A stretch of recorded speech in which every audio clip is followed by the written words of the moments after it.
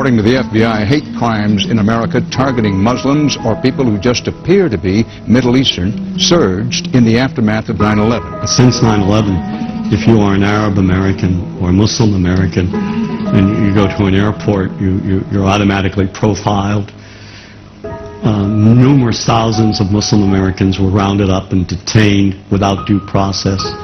Many people, particularly immigrants, lost their jobs. This college student who asked not to be identified says a recent meeting with police left him feeling like a criminal. I was just very scared, anxious, nervous, and I just wanted to get it over with. He was one of several thousand men of mostly Arab descent who were interviewed. So there is this cloud, with the hate crimes, with the profiling, with being rounded up. Again, I think this illustrates the power of film, that in spite of the reality, in spite of the material that we know to be true, we still embrace the mythology. The mythology is still a part of our psyches. Stereotypes take a long time to wither away. And for many of us, we're comfortable with our prejudices.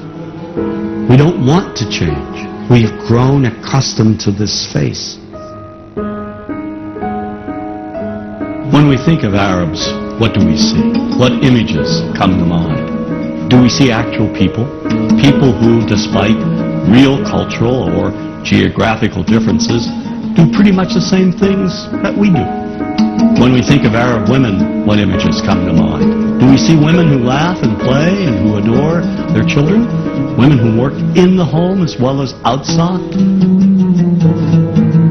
Would it come as a surprise to know that in many Arab countries, a majority of college students are actually women?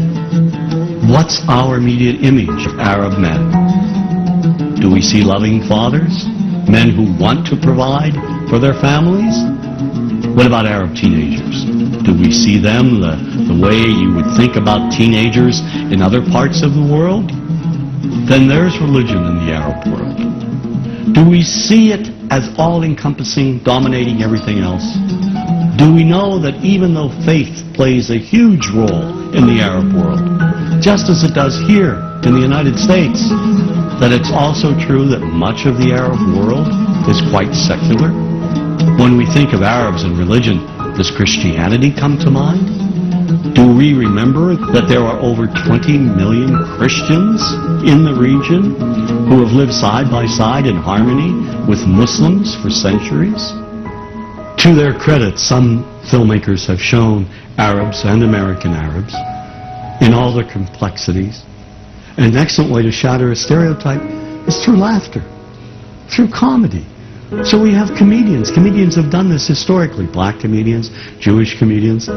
So we see Arab comedians doing this. And this is one way to release the tension. I took a credit card. True story. Guy behind the counter picked up my credit card, sees the Olive Garden, looks at me all weird. He's like, hey, buddy, what kind of name is, that?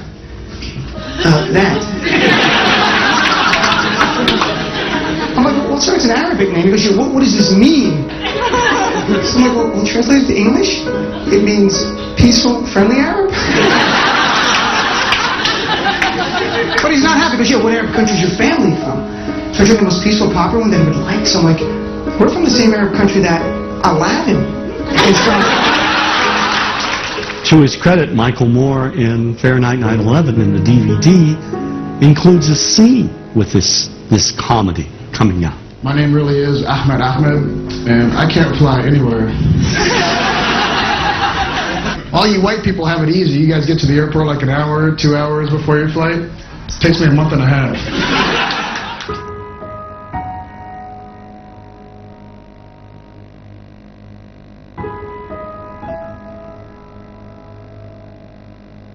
What is the reason for such false conditioning? Is it just a matter of racism, or is there a deeper, more sinister agenda unfolding? Obviously, this sort of portrayal is not exclusive to Arabs alone, but it places the false Arab terror stigma on all Muslims. It has become overwhelmingly obvious that the Illuminati has a great fear of Islam, and will stop at nothing in their attempts to weaken it.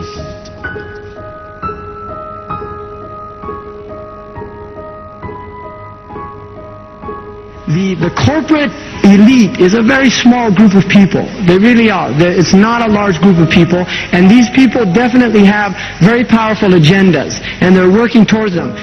But these people recognize the potential threat of Islam.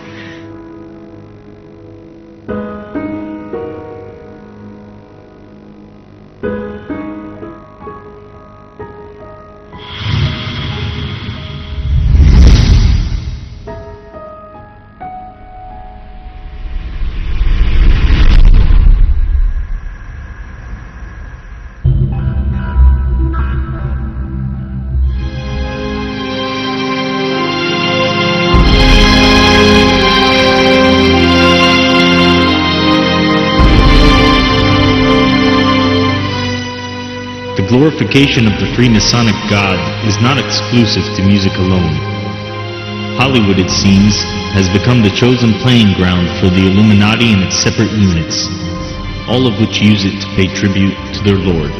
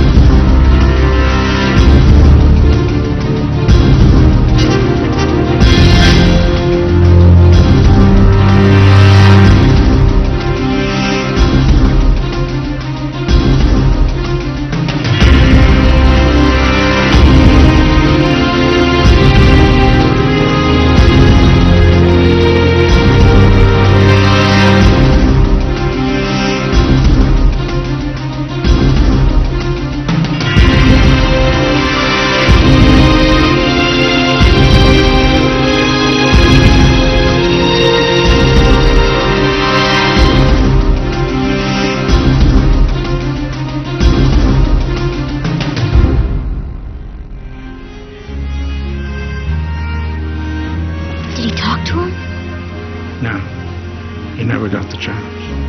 The president wasn't there that night. But Charles Carroll had a secret. So he took into his confidence one person he could. My grandfather's grandfather, Thomas Gates.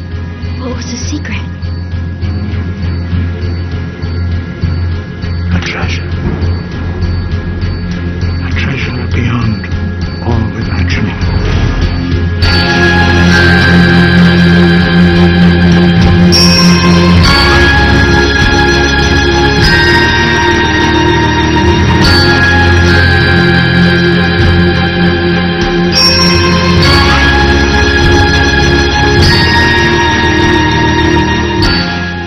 The people in charge of Hollywood and its various media forms are the very same people running governments, corporations, banks, and virtually every system that can be found on the top of the Illuminati pyramid.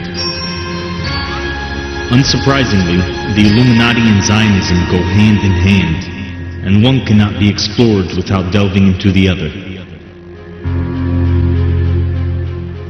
For 30 years, I've looked at how we, particularly when I say we, image makers, have projected Arabs on silver screens.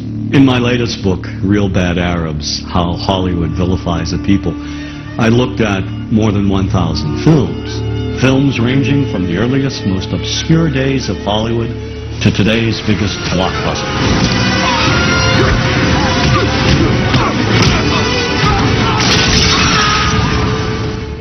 And what I tried to do is to make visible what too many of us seem not to see.